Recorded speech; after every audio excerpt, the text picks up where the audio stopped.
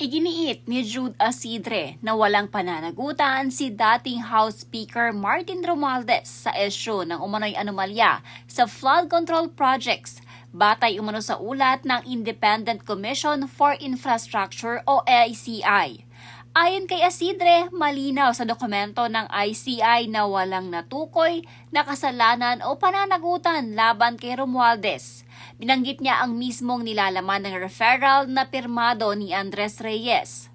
This referral is issued without any finding or conclusion of guilt or liability on the part of former Speaker Martin Romualdez.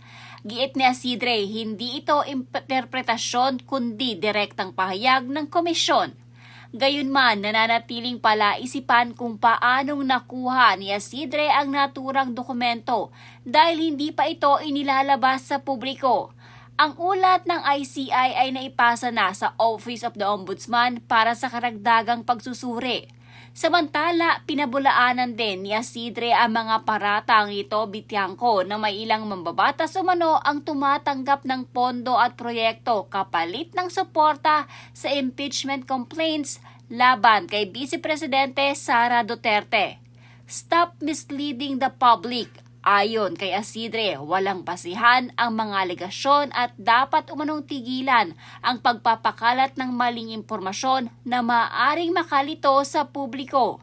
Sa ngayon, hinihintay pa ang opisyal na pahayag mula sa Office of the Ombudsman hinggil sa susunod na hakbang kaugnay ng ICI report.